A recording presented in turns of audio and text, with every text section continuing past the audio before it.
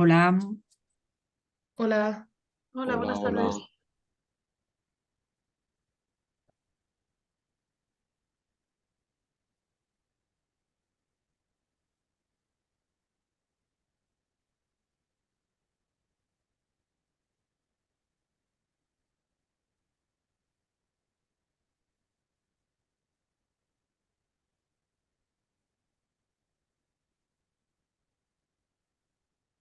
Hola, Naira, que me escribiste y que sí, nos conocíamos. Hola, ya, hola. Buenas sí, tardes. buenas tardes. Una Te hora volví a menos allá. escribir porque había entendido que empezaba la sesión a las 4. Sí, sí, ha habido un error, sí, sí, porque era las Vale, 4:30, pero teníamos el Zoom, o sea, ha sido un error mío, ¿eh? Tenía el vale, Zoom vale, vale.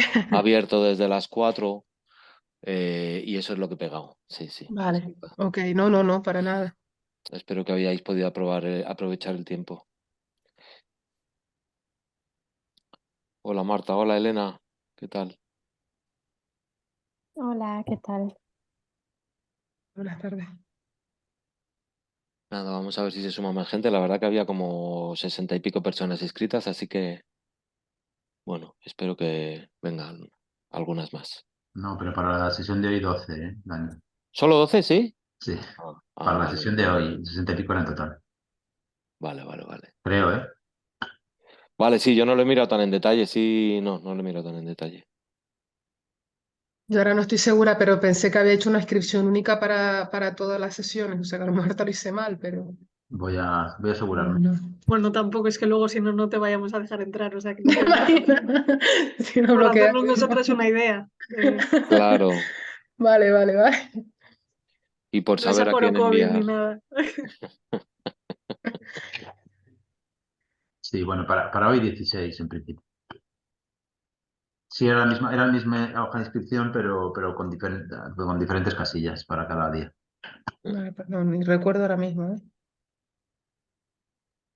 Pues nada, han pasado 3 minutos, pues bueno, podemos esperar un poquito más.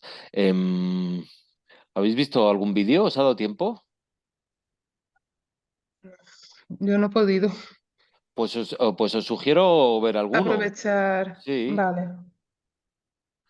os recomendamos ver el de elogio y el de no salen las cuentas, por lo menos, esos ya llevan unos minutillos.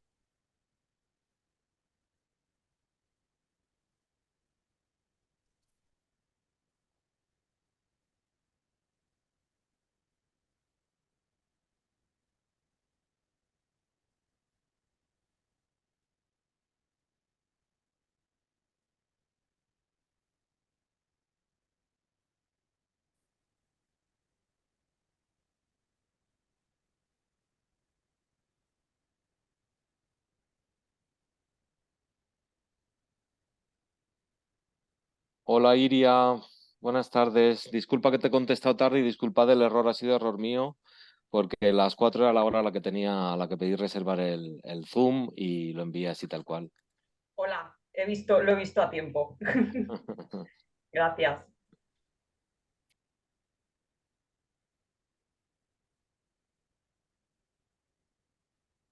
Nada, estábamos haciendo tiempo y había alguna gente que no había visto los vídeos, así que pues estábamos sugiriendo quien pueda que eche un vistazo a alguno.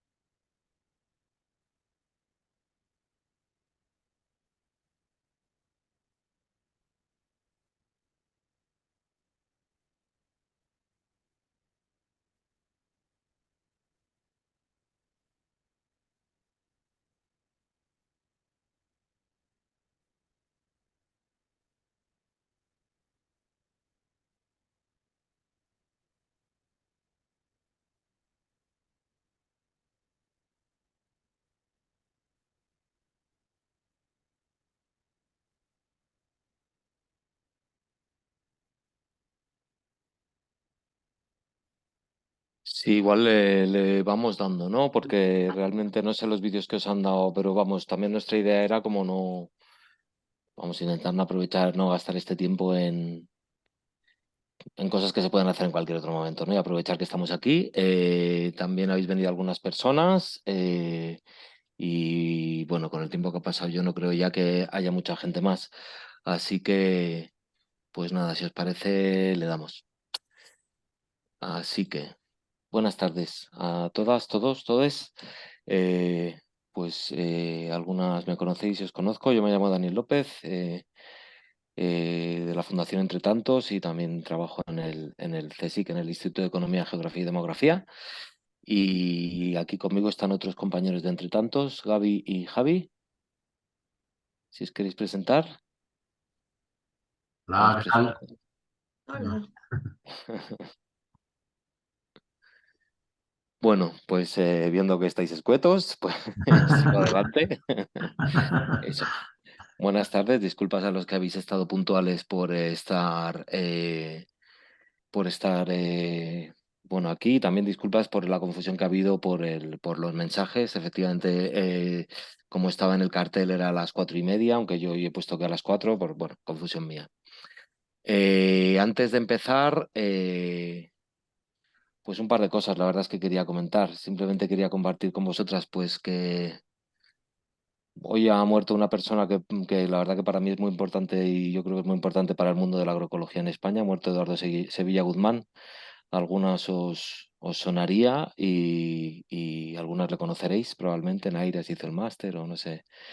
Y nada, era algo que la verdad que a la hora de empezar, pues bueno, yo creo que merece la pena comentarlo. La verdad que Eduardo estaba ya muy malito desde hace bastante tiempo y bueno, estaba muy pachucho, pero a la vez pues ha sido una figura muy muy importante para muchas y muchos en España y fuera de España, en América Latina y para la agroecología en general. Y yo creo que merecía la pena, pues bueno, acordarnos, dedicarle un ratito a Eduardo, ¿no? Al que muchos queremos. Y otro anuncio simplemente, bueno, que nuestra compañera Paula Ortega, que sí que algunas estuvisteis el otro día en la sesión presencial que hubo y que ella estuvo comentando un poco temas de comunicación, porque es que la compañera que lleva comunicación en Entre Tantos, pues hoy se ha puesto, bueno, no va a poder estar. Por contra, tenemos a Gabriela Vázquez, que tenía que haber estado el otro día y que no pudo estar y encima no pudimos poner el vídeo, así que, bueno, pues no, está todo perdido. Nada, y dicho esto, pues eso, bienvenidos, bienvenidas. Como sabéis, hoy tenemos el primer, a ver si soy capaz de pasar esto. Eso, tenéis el primer seminario de una serie de tres seminarios online o webinarios que sigue a una presentación presencial, ¿no? Eh, lo que queremos con esta serie de sesiones es un poco compartir los resultados del trabajo que llevamos desarrollando en la Fundación Entre Tantos, sobre todo el equipo que formamos, pues eso, Javi, Gaby, Paula y yo, desde hace 4 años en torno a este proyecto Píldora Verde. Entonces, bueno, pues hicimos el otro día un debate invitando a distinta gente del movimiento agroecológico madrileño, pues a comentar los vídeos y un poco algunos vídeos y lo que nosotros planteábamos luego como lectura o presentación de los vídeos. Y hoy empieza como una serie de tres seminarios en la que queremos profundizar en algunos aspectos. Por ejemplo, hoy queríamos repasar un poquitín en general lo que es el proyecto que buscábamos y que hemos conseguido respecto a eso que buscábamos. Y después habrá otros dos webinarios, el siguiente en el que estaré yo explicando un poco, sobre todo, resultados de la parte más, bueno, de un trabajito que hicimos al inicio, de recogida de información, de respuestas. Respecto a la gente, o sea, de respuestas sobre todo el sector agrario, bueno, compartiendo distintos perfiles profesionales. Y eso, esa respuesta que recibimos respecto a distintos vídeos, comentarla con vosotros respecto a, bueno, debates un poco más más teóricos que hemos estado teniendo, sobre todo a la expansión de discursos de extrema derecha en el medio rural español, pero no solo, o sea, respecto a cosas que están pasando en prácticamente en todo el planeta. Ese sería el segundo seminario, el siguiente, que será el miércoles que viene. Y en el tercer seminario online, pues estará Gaby, un poco contando sobre todo resultados del último año en el que ha habido un cambio bueno, importante y que ha liderado ella, más centrándonos en métodos un poco más clásicos de recogida de información sobre cómo impactan los vídeos en algunos perfiles concretos y luego también una parte de vídeo participativo con algunos grupos concretos con los que entre tantos tenemos relación. Y esto va a ser como el conjunto de estos seminarios. No sé, Javi y Gaby, si queréis comentar algo. Bien. Perfecto, Dani.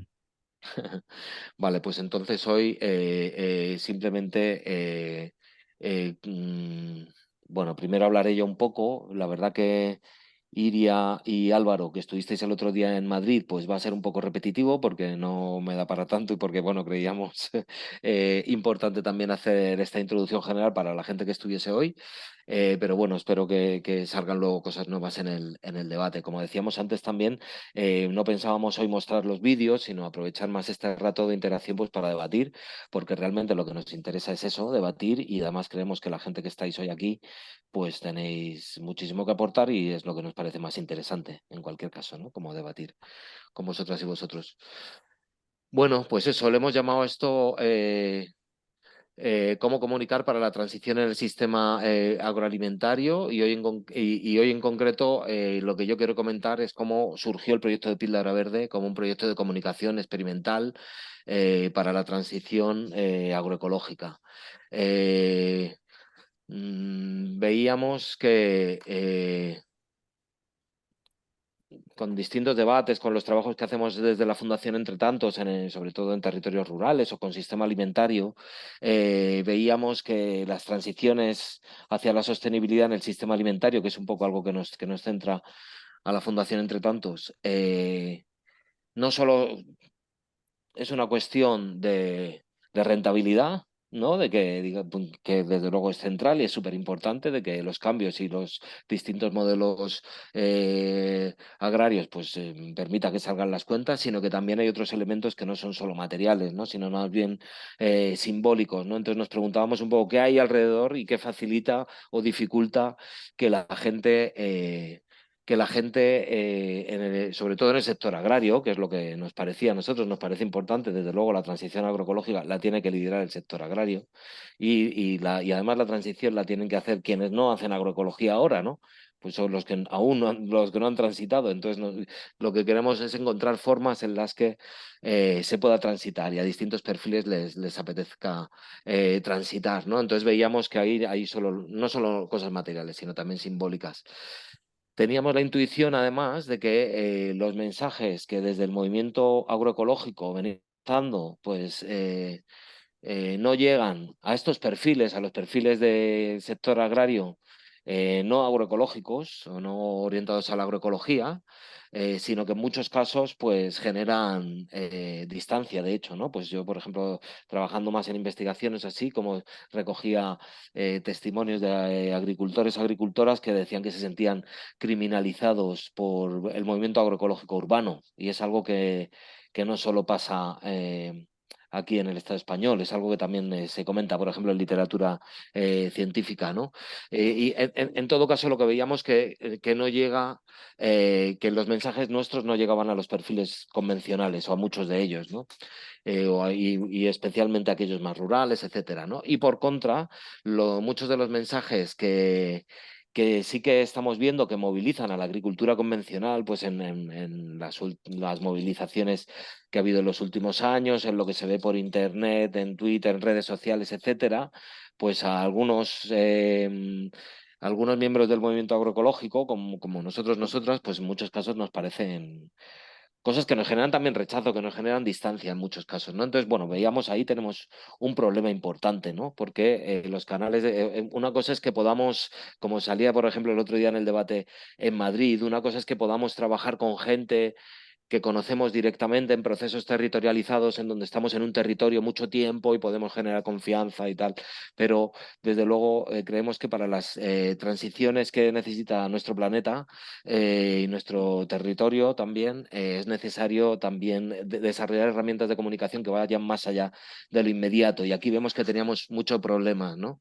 Y que a la vez este problema de que no hay un espacio simbólico, cultural, subjetivo, de encuentro, ¿no? Que facilite el encuentro entre movimiento agroecológico y el sector de la agricultura convencional, muchas veces tampoco el de la agricultura profesional ecológica, pues es un problema y que de hecho cada vez se polariza más, y da la impresión de que además el sector agrario es un territorio en disputa donde determinados posicionamientos políticos han elegido como bandera precisamente para generar distancia respecto a planteamientos ecologistas o incluso progresistas, ¿no? No hay más que ver, por ejemplo, los esfuerzos de Vox, por ejemplo, por hacerse con las consejerías de Agricultura de aquellas comunidades autónomas donde ha tocado poder y donde ha accedido al poder, y cómo y las decisiones que ha tomado en los primeros momentos, ¿no? Como marcando una línea fuerte, es decir, el sector agrario, la política agraria es algo más allá del sector agrario, sino que es un espacio de disputa política importante, ¿no? Y un poco yo creo que eso es importante también para recoger, no es algo que existiese cuando empezamos con este proyecto hace 4 o 5 años, pero desde luego sí creemos que cada vez es más importante avanzar en esto, ¿no? Entonces nosotros empezamos esto, era simplemente no sabíamos cómo hacerlo, sabíamos que lo que estábamos haciendo no funcionaba y queríamos probar otras cosas. Y además creíamos que teníamos que ser valientes y probar, más que valientes, arriesgados. Yo, para mí, desde luego, es un proyecto bastante kamikaze. Entonces, lo que hicimos fue juntarnos con amigos en un proyecto con muy bajo presupuesto, con recursos propios de entre tantos y bueno, pues como podíamos, juntarnos primero con amigos, en concreto con Maggie Smith y Juan Alcón, que hacían vídeo y habían trabajado en medio rural, para pensar experimentos comunicativos, ¿no? Esos fueron los vídeos que hicimos el primer año, que hicimos 3 vídeos experimentando lenguajes audiovisuales muy distintos y de forma un poco más intuitiva, intentando contrastar lo que veíamos como algo más que apelase a las emociones o que quizás se podría identificar con discursos más casi populistas de generar un sujeto, el sector agrario, que por supuesto es muy heterogéneo, pero que podemos generar como una imagen más o menos homogénea. Entonces queríamos, y eso que permitiese hacer puentes con propuestas de sostenibilidad de transición. Queríamos probar eso y contrastarlo con otros modelos, pues por ejemplo, un vídeo que hay que se llama, que es de donde sale el nombre, de Píldora Verde, que es un plagio de Matrix, de la secuencia de Matrix de las píldoras, de las 2 píldoras, ¿no? Y que la planteamos en elegir entre agronegocio o transición, y otro que se asemejaría más o que intentábamos emular más la estrategia de campesino a campesino, en el sentido de más que viene de movimiento agroecológico en América Latina, por ejemplo, en el que agricultores ecológicos hablan en primera persona a gente más o menos igual que ellos, pero que no hacen ecológico, ¿no? Y bueno, pues ahí queríamos experimentar como estos distintos lenguajes y ver qué pasaba. Y ahí hicimos como esta encuesta donde recibimos 500 y pico respuestas segmentadas por edad, género, tamaño de población y actividad profesional, ¿no? Y de ahí, pues, bueno, esto es un poco lo que comentaremos en la siguiente sesión, aunque hoy sí que ahora comentaré algunas ideas que nos salieron de este primer año. Lo que sí que en este primer año en la encuesta pedíamos a la gente que nos dijese por dónde quería seguir. Y efectivamente lo que nos dijeron es que querían saber cómo se hace la transición. Entonces, el segundo año hicimos un montón de vídeos de agricultores hablando en primera persona, explicando cómo se hace, hablando de comercialización, de cambio de modelo, de cómo dejar los pesticidas, ¿no? Bueno, pues hicimos esto y realmente el impacto cayó en picado. O sea, de algunos vídeos que habían llegado hasta 3.000 visualizaciones en YouTube, pues se quedaron el máximo, no sé si llegó a las 300 visualizaciones en este segundo año, ¿no? Entonces vimos que claramente la gente demandaba eso, pero en la práctica no era lo que llegaba, no era lo que tenía más difusión, ¿no? Aunque aquí ya no tuvimos datos de a quién llegaba y tal, y solo nos podemos fijar en el número de visualizaciones en YouTube o o en otros canales, ¿no? Como puede ser Facebook o Twitter. No sé si en algún otro lo estuvimos moviendo. No recuerdo bien, ¿no? Perdón. El tercer año, entonces, retomamos esto y estuvimos intentando trabajar más de lleno. Bueno, hicimos un mixto. Estuvimos trabajando de lleno lo emocional y trabajamos y conseguimos dinero también para, o nos ayudaron, queríamos trabajar el tema de la fuerza de trabajo extranjera. Este segundo año, creo que fue en 2022. eh, por lo tanto, mira, perdonad, es que me están llegando justo mensajes de la muerte de Eduardo. Entonces, en 2021 los hicimos y si os acordáis, hubo un lío bastante fuerte, hubo mucho debate respecto a la fuerza de trabajo por cuenta ajena en el sector agrario durante COVID, ¿no? Y las malas condiciones laborales durante COVID. Entonces aquí, de alguna forma, nos planteamos intentar trabajar este tema. Si hasta el momento ya nos parecía que estábamos trabajando temas difíciles como la transición a formas de cultivo más sostenible con sector agrario convencional, ya introducir la fuerza de trabajo extranjera con todo lo que tiene que ver con la excepcionalidad de la normativa laboral en agricultura y la excepcionalidad de la normativa de extranjería, pues ya eso era la repanocha, pero aún así lo quisimos hacer, lo hicimos y conseguimos dinero para ello.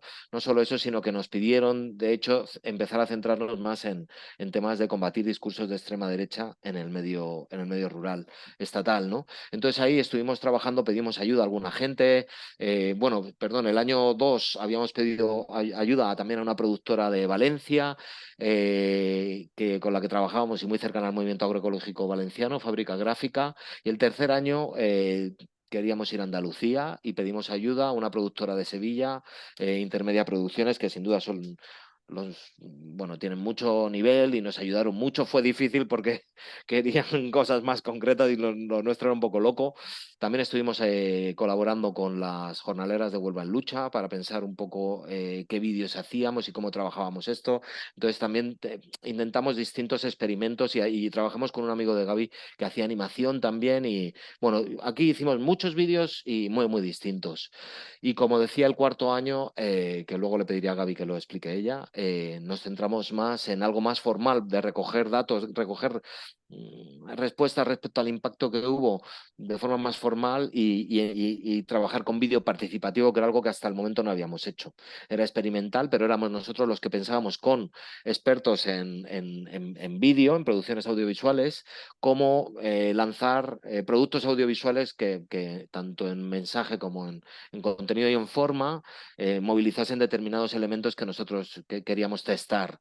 Y el cuarto año fue muy distinto y nos centramos de hecho en que fuese la gente la que hablase, ¿no? Y buscando, o al menos era la idea inicial, ahora contará Gaby, como estructuras mixtas donde se juntan agricultores, agricultoras ecológicos y convencionales y bueno, distintos modelos. No me voy a extender muchísimo más. Los principales aprendizajes que hemos sacado de este proyecto es que efectivamente hay diferencias. Efectivamente, los mensajes agroecológicos de la agroecología, que en muchos casos es muy urbana en el Estado español, pues no llegan igual a todo el mundo, pero hay otros ejes también de diferencia en cómo llegan los mensajes, ¿no? Pues los símbolos, los distintos lenguajes audiovisuales, pues de sexo, edad, territorio, profesión, cultivo, forma de producción, es decir, es diferente los productores ecológicos de los convencionales. Y esto conecta con cosas que hemos visto en literatura científica y que se plantean en otros territorios, ¿no? Pues hay quien plantea la necesidad de traducir la soberanía alimentaria, por ejemplo, que es un concepto que surge en un contexto determinado hace ya pues prácticamente 30 años, ¿no? En América Latina y que ha cambiado mucho y que además estamos pidiendo que se adapte a contextos como el nuestro, ¿no? Pues en la que el sector agrario sin duda es muy, muy distinto y está atravesado por contradicciones muy distintas a las que le atraviesan en América Latina, ¿no? Entonces, ¿cómo traducir o como dice otra autora, otros autores que hablan de una soberanía alimentaria silenciosa, ¿no? Más de la necesidad de construir discursos a partir de símbolos propios de la gente a la que nos queremos dirigir sin necesidad de esos discursos más movimentistas que están generando distancia, por ejemplo, como hablaban de casos, por ejemplo, en Polonia, en Italia o en la propia Ucrania, donde sabéis que los movimientos de extrema derecha en el medio rural son fuertes, ¿no? Por ejemplo, también en Alemania, ¿no? Sí que lo que sí que sacábamos, y esto es importante y sale también, por ejemplo, de lecturas que hemos hecho respecto a las movilizaciones también, por ejemplo, de agricultores en Holanda, que como sabéis han derivado también en que en un partido político, el que dicen de los agricultores ciudadanos o algo así, tenga una entrada fuerte en las elecciones, en las últimas elecciones provinciales, y bueno, y de otros debates que hemos ido teniendo también, ¿no? Y los resultados que hemos tenido en nuestros vídeos, sí que nos queda una visión, es como hay posibilidades de construir esos espacios simbólicos donde nos sentimos con intereses al menos convergentes con el sector de la agricultura convencional. Sin embargo, es necesario reconocer que es algo que a mí me parece que el movimiento agroecológico no ha hecho muchas veces, sino que entramos de forma bastante vehemente, y lo que en algún artículo que hemos escrito Gaby, Paula y yo hablamos de cierta superioridad moral de la izquierda urbana, y es como pues se trata o sea, vemos que es necesario reconocer primero las condiciones no voy a decir del sector agrario, es decir, dónde están ellos, sino las condiciones de cada uno. ¿Dónde está el sector agrario? ¿Dónde estamos los activistas agroecológicos urbanos? ¿Dónde está cada uno? Y a partir de ahí hablar, ¿no? Pero desde luego sí que es importante para mí reconocer que el sector agrario en nuestro país, en Europa, es un sector agrario subalterno, con muy poco peso económico, con muy poco peso social, incluso y económico, incluso en el medio rural, y cada vez menos sometido a unas políticas muy cambiantes y que se deciden en otros lados, y a muchísimas presiones, ¿no? Vía precios, etcétera.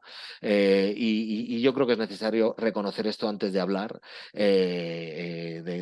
pues hacia dónde ir con ellos, ¿no? Ahora habrá debates, por ejemplo, el otro día en el debate que teníamos en Madrid, Iria, Álvaro comentaban, pues efectivamente en estos vídeos se trabajaba o incorporábamos la cuestión del victimismo que se utiliza en muchos discursos del sector agrario. O sea, que hay muchos elementos con los que hemos jugado, y sobre todo, y por supuesto, de los que hay que debatir, ¿no?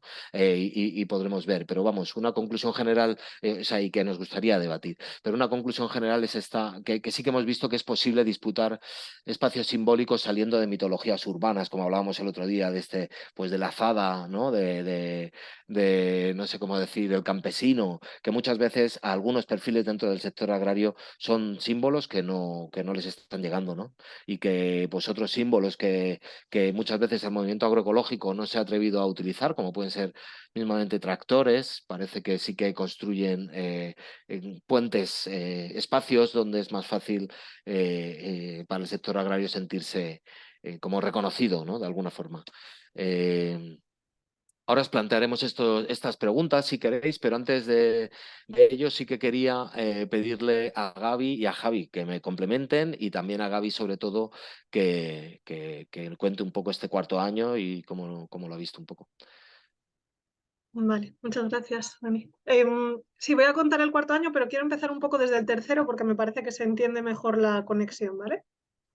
Pues como contaba antes Dani, en el tercer año eso nos estuvimos centrando mucho en todos estos debates en torno a cuál estaba siendo el papel de la extrema derecha en el medio rural, y esto es algo que se ha vuelto relativamente relevante en los últimos años, pero cuando nos pusimos a investigar el tema vimos que en realidad era como una consecuencia de algo que venía de mucho más atrás, que es es una consecuencia de un proceso histórico mucho más largo, ¿no? Que tiene que ver con la desagrarización y cómo ha sido el proceso de modernización del campo, etcétera. Y lo que veíamos era eh, pues que ha existido una historia de ninguneo de lo rural respecto a lo urbano en las últimas décadas, ¿no? De todo este tema de que si te quedabas en el campo eras un paleto, de que todo lo estabas haciendo mal y tiene que venir alguien de la ciudad a explicarte cómo se hace. Que además se ha complementado con políticas electorales que nunca se hacen a favor de la gente que vive en el medio rural porque no es electoralmente rentable, y de políticas neoliberales que han vaciado esas zonas de servicios, de empleo y en general mucho como de contenido, como que ha pasado a ser una zona al servicio de otras zonas del urbano, ¿no? Para ser o bien quien aporta alimentos o bien quien aporta la casa rural para irte el fin de semana, pero un lugar en sí mismo donde la gente pueda vivir vidas significativas.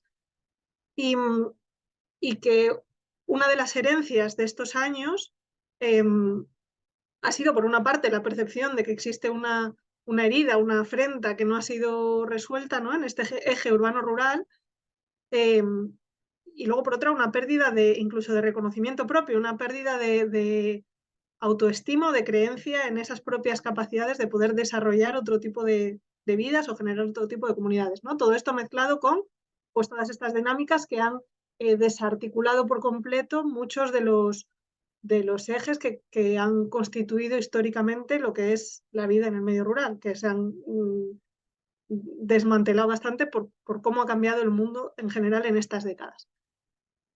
Entonces vimos que era en este contexto en donde cuando alguien aparece y ofrece escucha, empatía e interés, es mucho más fácil que encuentre un terreno fértil en el que trabajar, y esto es lo que ha hecho la extrema derecha en Europa. No es solo una cuestión de es que son malvados y están engañando a la gente, es una cuestión de aquí había una necesidad que tenían unas personas y quien ha sabido cubrir esa necesidad ha sido la extrema derecha, no ha sido el movimiento agroecológico de izquierda. Que por otra parte, bueno, esto lo cuento mejor después. ¿Y por qué era esto? En parte, pues una cosa que hemos visto es que una cuestión importante relacionada con esta comunicación que se estaba haciendo era que no solo hay que tener en cuenta las diferencias en cuanto a contenidos, es decir, en dónde pensamos diferente respecto a un tema, ¿no? Que pensamos respecto a las azadas o respecto a los tractores o respecto a no sé cuánto, sino que hay una parte muy importante que tiene que ver con los códigos, y cuando hablamos de lo simbólico, los códigos son algo muy importante, de cómo es tu lenguaje, cómo es el tipo de palabras que utilizas, si estás utilizando palabras que alienan a la persona que te está escuchando, como por ejemplo decir alienar o decir campesino, que decía antes Dani, ¿no? ¿Qué tipo de lenguaje habla la persona a la que te estás intentando dirigir? Entonces, quien llega con un mensaje de escucha y de tú lo estás haciendo bien y eres un incomprendido y además, en cierto modo, estoy sabiendo hablar tu idioma, es mucho más fácil que pueda ganarse la confianza que luego permite, como yo siempre lo trato de explicar, como un caballo de Troya, meter toda otra serie de ideas que en este caso pues pueden tener que ver con el racismo, la homofobia o otra serie de cuestiones que no nos interesan. Entonces, parte de lo que nosotros estuvimos explorando tenía que ver con cómo se articulan esos procesos de escucha y de confianza y con cuáles eran las ideas que queríamos transmitir y en qué medida podíamos comprometer los códigos para hacer llegar los contenidos que queríamos. No sé si me estoy explicando hasta aquí. Es decir, que a lo mejor no es tan importante si estás poniendo una azada o un tractor en el vídeo, mientras estés de acuerdo en que es una multinacional la que se lo está llevando crudo en la cadena de valor, y eso está todo el mundo de acuerdo, tanto en el movimiento agroecológico como cualquier agricultor convencional. Entonces, a lo mejor, si para ponerse de acuerdo en lo importante hay que cambiar ciertas cosas en los códigos, por nuestra parte no había problema en hacerlo, ¿no? Entonces, durante este tercer año, que para hacer los vídeos, que fueron unos cuantos, fueron 7, había muchos debates en torno a este tipo de cosas y qué pequeños elementos queríamos meter o no y cuáles eran las cuestiones que estaban influyendo en cómo se transmitían esos mensajes, vimos que en realidad, para lo pequeño que es el vídeo final, buena parte del desarrollo y del progreso que estábamos teniendo tenía que ver con esos debates en los que se estaban decidiendo dónde estaban los vídeos, ¿no? Y que nuestro propio discurso, nuestra propia forma de ver todo este tema se modificaba precisamente en estos debates. Entonces nos parecía una pena que esos debates los estuviéramos teniendo gente interna de Entre Tantos con los videógrafos y videógrafas que nos ayudaban a hacer los vídeos, sin que las propias personas a las que estábamos tratando de incluir participasen en eso, ¿no? Entonces, después de la sesión presencial que tuvimos el año pasado en Madrid, que algunas de las que estáis aquí estabais, a mí me resultó muy útil esa sesión y además confirmó algunas de las intuiciones que ya tenía, y creo que a los demás les pasó un poco lo mismo, porque la tendencia general de la continuación que veía la gente era algo como esto hay que llevarlo más a los territorios y más a lo físico y dejarse tanto de lo online, ¿no? Y en cierto modo esa ha sido la intención para el cuarto año. Y entonces el cuarto año, que igual me estoy enrollando muchísimo, Dani. No sé si quieres que lo acorte. Vale. El cuarto año ha tenido sobre todo dos ejes. Uno que tenía que ver con seguir haciendo vídeos, aunque en este caso menos, pero de una forma diferente, ahora os explico cómo. Y otra que tenía que ver con hacer grupos de discusión, con ir a los pueblos y hacer grupos de agricultores a los que hablarles de estos temas y ver qué opinaban, ¿no? Para lo de los vídeos, lo que hicimos fue precisamente esto, es decir, cómo podemos hacer que gente del sector agrario participe en los vídeos.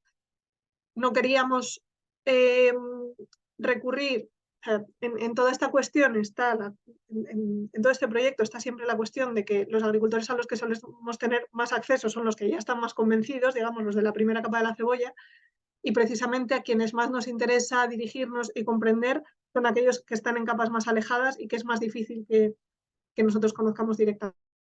Entonces decidimos para este año centrarnos en lo que hemos llamado organizaciones híbridas, que son organizaciones que en cierto modo sí que tienen algo de afinidad con los mensajes en los que trabajamos, pero que a su vez también tienen contacto con agricultores convencionales, ¿no? Como pueden ser pues, determinados sindicatos, etc. Entonces cogimos un sindicato agrario, un sindicato ganadero y luego una plataforma de población rural no necesariamente ligada a lo agrario, para este año hacer 3 vídeos en los que pudieran estar ya en estos debates de, vale, ¿cuáles son los temas de los que queréis hablar? ¿Cómo queréis que se hablen? ¿Cómo os parece que se podría difundir esto? Etcétera.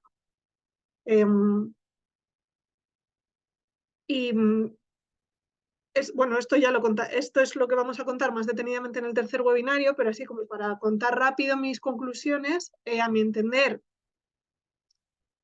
esto permite que se enriquezca, para empezar, que se enriquezcan las visiones que se acaban plasmando en los vídeos y por otra parte que se vayan generando unas relaciones de confianza con esas organizaciones. Me parece que pueden llevar de una forma más fácil a ese sitio de escucha y empatía que decíamos antes, respecto a lo que estábamos haciendo en años anteriores de hacer los vídeos nosotros y luego tratar de difundirlos por redes sociales de la mejor manera que sabíamos. Que por cierto no lo hemos contado antes, pero un cambio importante también del segundo al tercer año fue que gracias a esta financiación que ha dicho Dani de European Climate Foundation, pusimos mucho más esfuerzo en la difusión por redes sociales, en ver cómo funcionaba la publicidad de Facebook, de YouTube, de cosas así, que era algo que nunca habíamos utilizado, en hacer un estudio real de comunicación de a quién nos estábamos dirigiendo y cuáles eran los canales en los que estaban. Esto si hubiera estado Paula os lo habría podido contar mucho mejor, pero bueno, en resumidas cuentas, esto fue lo que hicimos en el tercer año. Perdonad que ahora me vuelvo al cuarto que ha sido este último. Pues eso, por una parte hicimos estos vídeos en colaboración con las distintas organizaciones y estos son los vídeos que van a salir en las próximas semanas. Y por otra parte estuvimos haciendo 3 grupos de discusión en 3 pueblos, uno en La Vera, otro en Soria y otro cerca de Aguilar de Campo. Para hacer estos grupos, yo rescaté a mi amigo Oscar, como en las películas cuando alguien ya se ha retirado y tienes que ir a buscarle para dar un último golpe, pues Oscar era alguien que trabajaba en su día haciendo focus groups para Coca-Cola y cosas así, se había metido a monje budista, pero le convencí para que volviera a salir de ahí y me ayudase a hacer focus groups este año. Y claro, la verdad es que lo hacía fenomenal y ha sido un gustazo aprender con él, es una pena que hoy no pueda estar. Y entonces lo que hacíamos es esto, tratar de, a través de las cooperativas, de los grupos de acción local, etcétera, contactar con agricultores convencionales lo más lejos de nuestro rollo posible, lo más lejos de nuestra capa de cebolla posible, pagando las intervenciones precisamente para que la gente no viniera por afinidad política, sino que viniera por otras cosas, las que quisiera, aunque luego siempre nos decían que no tenía sentido pagar eso, pero bueno. Y simplemente les planteábamos estos temas, ¿no? Al principio de forma muy ambigua y luego cada vez lo íbamos tratando de centrar más de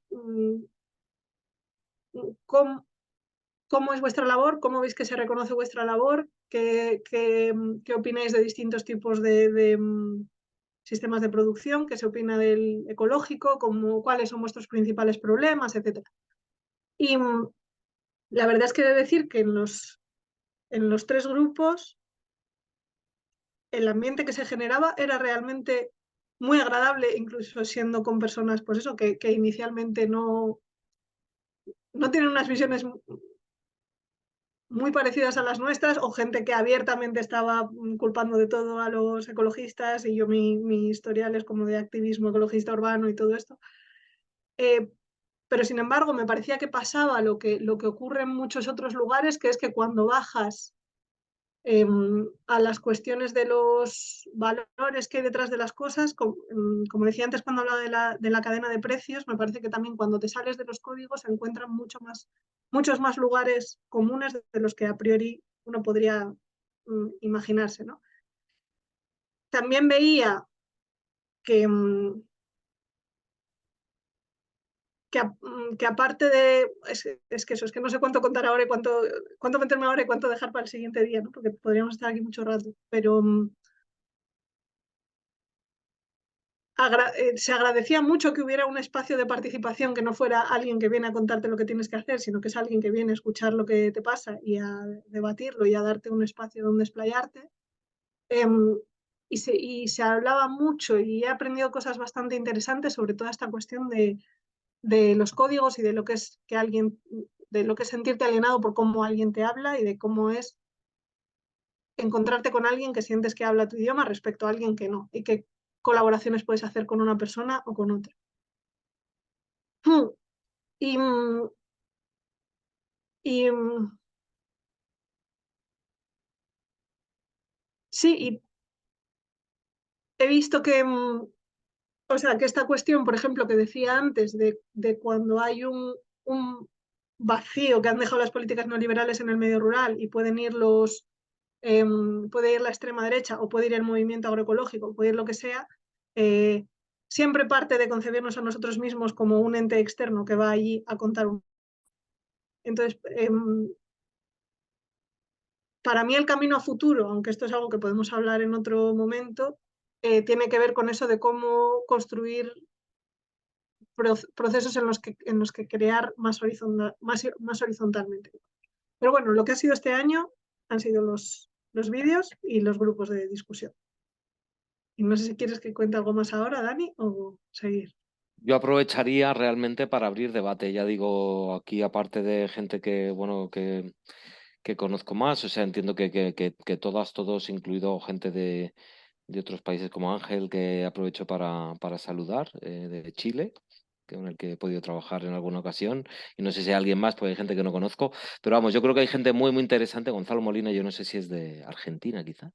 Entonces, me parece muy interesante aprovechar la gente que estamos aquí para, para debatir. Entonces, efectivamente, yo había planteado unas preguntas para guiar el debate, pero a partir de ahora yo realmente dejaría esto abiertísimo para que, con la muchísima experiencia que tenemos la gente que estamos hoy aquí, cada una desde su territorio, desde su posición profesional, activista o lo que sea, y no sé si os hemos sugerido algo realmente, si resuenan las preguntas que nos hacemos, si habéis podido ver los vídeos y qué opiniones os han dejado. El otro día en Madrid salieron debates, yo creo, muy interesantes, ¿no? Como por ejemplo que realmente lo simbólico, trabajar en el mundo de lo simbólico no llega muy lejos sin poder trabajar, acompañar las transiciones en el mundo material y en los territorios, con lo cual estamos absolutamente de acuerdo, ¿no? Pero bueno, con este proyecto queríamos trabajar esto de lo simbólico, ¿no? Vinculado a otros proyectos que hacemos. Pero vamos, no sé, quería dejar a la gente que comentéis lo que queráis, ya sea en relación con las preguntas o con lo que se os ocurra o aclaraciones. Javi quería hablar, ¿sí? Nada, dos ideas, un poco algunas cosas que se me han ido ocurriendo a medida que hablabais, Dani y Gaby, y que tiene que ver un poco con cómo se ha ido también un poco desarrollando este proyecto. También un poco yo creo que me ha venido la idea de que el proyecto está siendo difícil de alguna manera. O sea, que muy interesante, porque es un proyecto súper abierto. Dentro de los que realiza la Fundación es un proyecto súper abierto, súper cambiante, dinámico, y en este sentido, digamos, la apertura o la flexibilidad es un punto muy a favor, es decir, que el proyecto se deja llevar un poco por la reflexión colectiva, pero al mismo tiempo tiene un componente de difuso y de disperso que resulta complicado, ¿no? O sea, que resulta, digamos, que comparado con otras iniciativas, parece como no acabamos un poco como de conseguir objetivos, ¿no? Y esto me lleva a que los objetivos realmente es la propia reflexión, es decir, los vídeos, las propuestas comunicativas, etcétera, están sirviendo fenomenalmente o están sirviendo como perfectas oportunidades o perfectos excusas, o podríamos decir, para una reflexión que no tendríamos si no nos hubiéramos metido bueno, en este horizonte, digamos, ambicioso. Y se me han ocurrido algunas cosas hoy, a medida que hablabais, que tienen que ver un poco con la palabra, primero con la palabra transición, que creo que puede estar en el eje de lo que estamos hablando, ¿no? Nosotros, cuando hablamos de transición agroalimentaria, transición agroecológica, etcétera, tenemos una idea más o menos clara, o más o menos cada uno la suya, porque estoy seguro de que si nos pusiéramos a dibujar la transición, cada uno estaríamos dibujando una cosa, o si las tuviéramos que describir, cada uno describiríamos una cosa, tanto de la transición como de hacia dónde transitamos, ¿no? O del futuro hacia qué se transitamos. Pero claro, esto es jerga nuestra, por un lado, ¿no?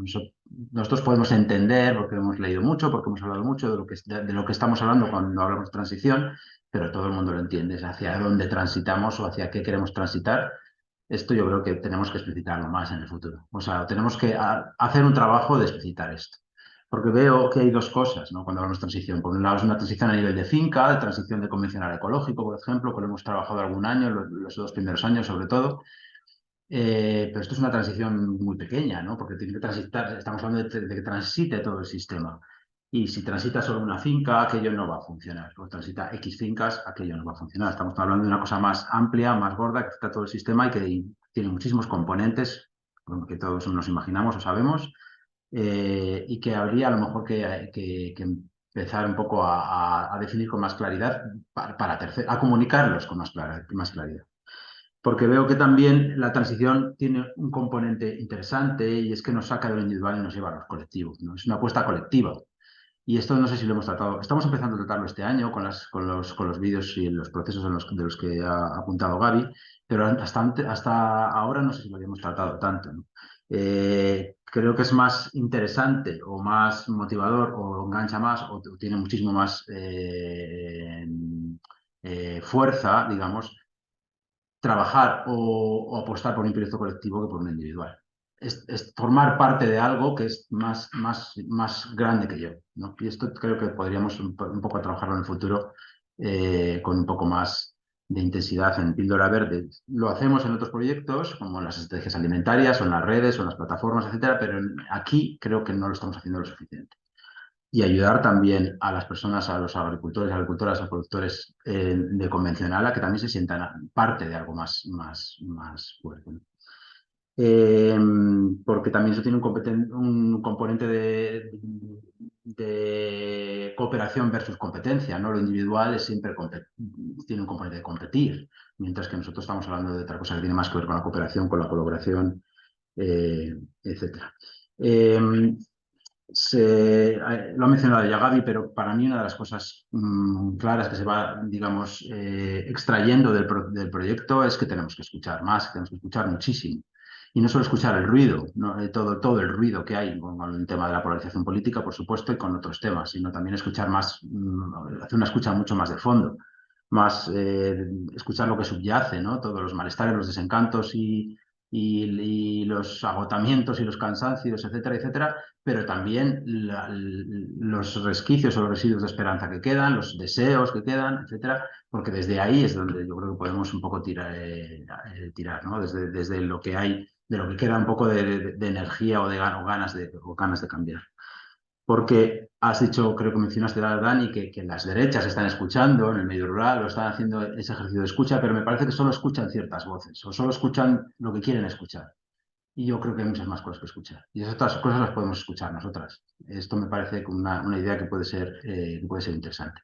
Ellos escuchan la tradición, el no sé qué, etcétera, etcétera, pero hay otras cosas que creo que podemos y estamos intentando ya no escuchar. Y bueno, nada más, esto tampoco me quiero enrollar más. Estos apuntes que se me han ocurrido mientras estabais hablando. Muchísimas gracias, Javi, y Gaby también.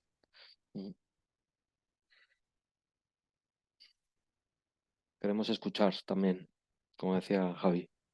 Igual si nos vemos las caras todas, estamos también, como la gente ya habrá visto las preguntas, ¿no?